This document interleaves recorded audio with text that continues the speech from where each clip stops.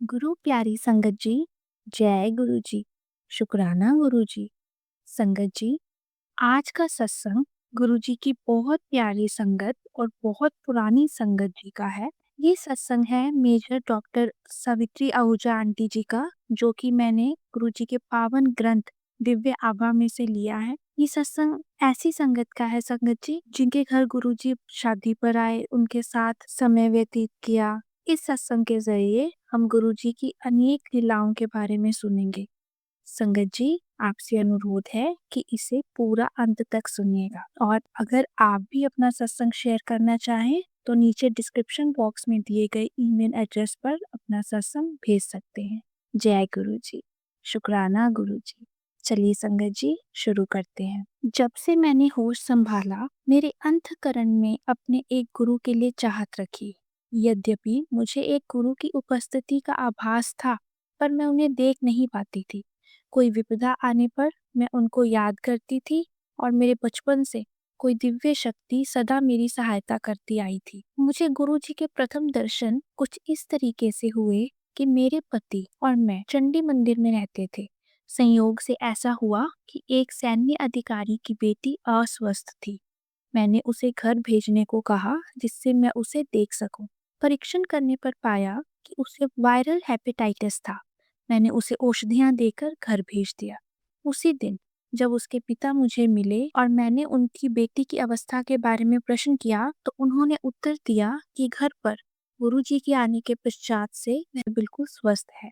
मैंने उनसे शिकायती लहजे में कहा कि उन्होंने कभी गुरुजी के बारे में नहीं बताया, और उनसे विनती करी कि अगली बार जब भी गुरुजी घर आए तो मुझे अवश्य सूचना दें।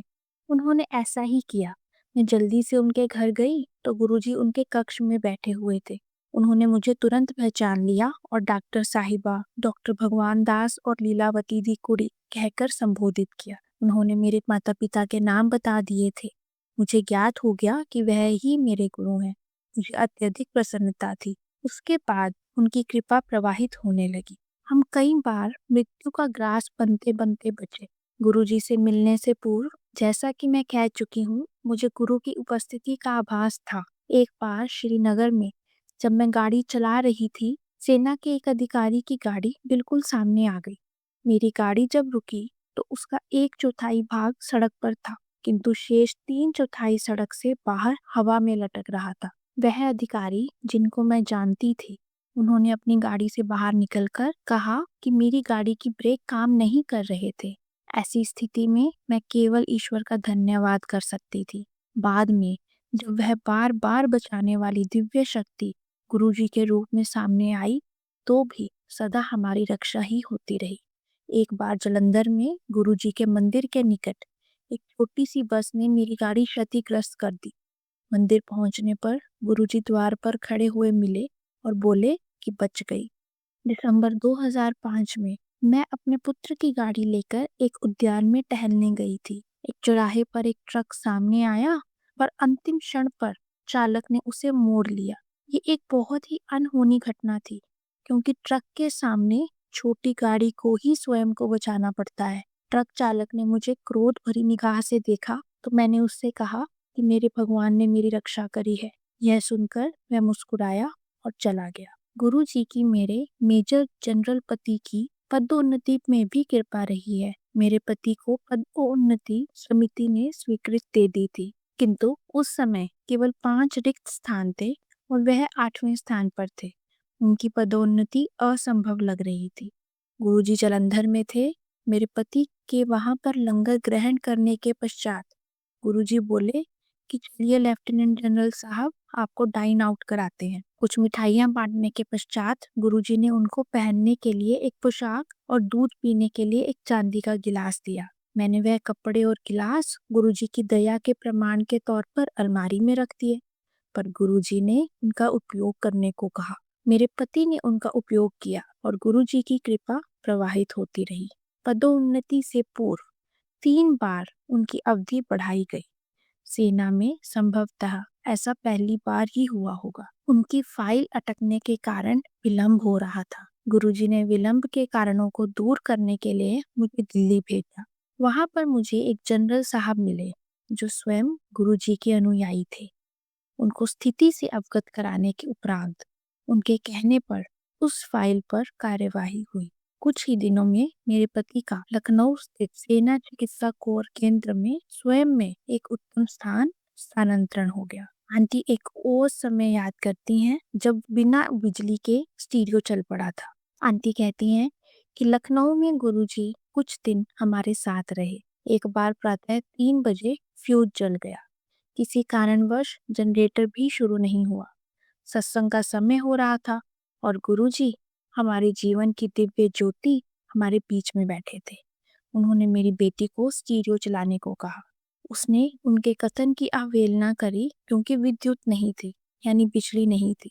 गुरुजी के पुनरोक्ति करने पर, यानी गुरुजी के दोबारा कहने पर उसने चलाया और वह अगले 4.5 घंटे बिना बिजली के चलता रहा। फिर गुरुजी ने पंचकुला में हमारा घर भी बनवाया। जब उन्होंने मुझे ऐसे करने को कहा तो धन का अभाव था। मेरे पति ने भी इसमें अरुचि प्रकट की। उन्होंने शंका प्रकट की कि इसके लिए पैसे कहाँ से आएंगे और क्या गुरुजी धन की वर्षा करेंगे। किंतु ऐसा ही हुआ। बीज राशि के रूप में मेरे पति ने पुत्र के विवाह के उपरांत बचे हुए 40,000 रुपए दिए। फिर गुरुजी के संकेत पर मैंने सावधि यानी सेविंग योजना में डाले हुए धन का उपयोग किया। पुनः गुरुजी के तीसरी बार कहने पर मैंने अपने पास रखे हुए शेयर बहुत अच्छे दामों पर बेच दिए। अचानक पैसे का अभाव दूर हो गया। गुरुजी ने पंचकुला में एक दुकानदार को सस्ते में सामान भी देने को कहा। शीघ्र ही घर बनकर तैयार हो गया था। मेरे पति को अपने प्रश्नों का उत्तर भी मिल गया था और गुरुजी ने हमारे लिए घर बनवा दिया था। यह तो उनका मंदिर है, हम तो केवल उसके रखवाले हैं। गुरुजी की कृपा से ही मेरे बच्चों के विवाह हुए। 1991 में चंडी मंदिर में मेरे सबसे बड़े बेटे मनोज के विवाह में गुरुजी पधारे थे। उनके कथन के अनुसार उसके 2 पुत्र हुए। जब चिकित्सकों ने गर्भ में पल रहे भ्रूण का लिंग बताने से मना कर दिया तो गुरुजी का कहा याद कर मैंने उनको वह बता दिया। इसी प्रकार गुरुजी ने अगले पुत्र अरविंद को एक पुत्र और पुत्री का आशीर्वाद दिया। उनके विवाह पर भी 1995 में गुरुजी ने नव दंपत्ति को आशीर्वाद दिया। उनकी कृपा से ही मेरी बहू के गर्भवती होने की रुकावटें समाप्त हो गई। मेरे सबसे छोटे बेटे राहुल के विवाह में भी गुरुजी की अहम भूमिका रही है। वह छात्रवृत्ति लेकर अमेरिका में पढ़ रहा था। एक दिन उसने फोन किया कि उसे एक अमेरिकी लड़की पसंद है। यह मुझे अप्रिय लगा पर हमने निर्णय गुरुजी पर छोड़ दिया। निश्चय हुआ कि यदि गुरुजी ने हामी भर दी तो विवाह होगा, अन्यथा नहीं। राहुल ने भी इस बात में सहमति दिखाई। गुरुजी से चर्चा करने पर वह मान गए। उन्होंने विवाह की तिथि भी दी। विवाह दिसंबर मास में होना तय हुआ। मेरे पति को पहनने के लिए गुरुजी ने एक सूती पैंट और एक रेशमी कमीज दी। शीत ऋतु होने के कारण मेरे पति वह ना पहनकर सूट पहनना चाह रहे थे। अचंभे की बात यह है कि उस दिन बहुत गर्मी रही और सूट में आए हुए अतिथियों के लिए वह सहन करना कठिन हो गया था। मेरे पति ने सिलवा कर गुरुजी वाले कपड़े पहने और उन्हें कोई बेचैनी नहीं हुई। एक बार हमें जालंधर से लखनऊ शताब्दी से जाना था। हम गुरुजी के दर्शन के लिए गए। वहां उन्होंने हमें ट्रेन चलने के समय से आधा घंटा अधिक बिठाकर रखा। जब हम स्टेशन पहुंचे तो पता चला कि ट्रेन भी आधा घंटा देरी से चल रही है। इसी प्रकार एक बार हमें नोएडा से पंचकुला जाना था। हमें देर हो गई थी और घर से निकलते निकलते स्टेशन से शताब्दी के चलने का समय हो चला था। मेरे पति मार्ग में कह रहे थे कि शताब्दी तो निकल गई होगी, पर कोई शक्ति खींचती हुई हमें स्टेशन तक ले गई। वहां पहुंचने पर हमारे शांतिपूर्वक ट्रेन में चढ़ने के बाद ही वह चली। मैंने इतनी तुच्छ बात के लिए गुरुजी को याद नहीं किया था, किंतु वह स्वयं सबका ध्यान रख। चंडी मंदिर में एक बार अचानक मैं गुरुजी के पास प्रातःकाल चली गई थी। मैंने सोचा कि उनके दर्शन करने के बाद मैं सीधा अपने कार्य पर चली जाऊंगी। यद्यपि मुझे चिकित्सालय में 10:30 बजे तक होना चाहिए था, पर गुरुजी ने मुझे 11 बजे तक बिठा कर रखा। मैं भी संयम से प्रतीक्षा करती रही।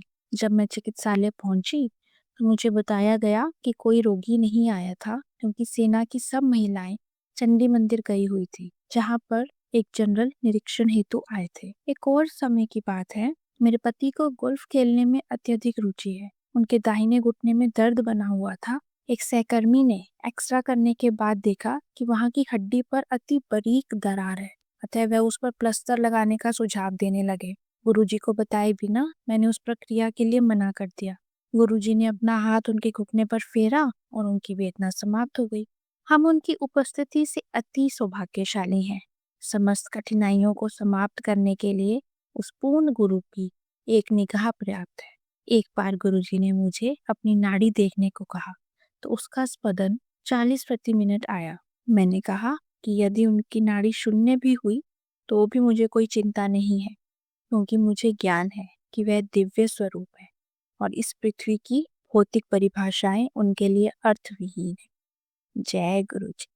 शुक्राना गुरु जी।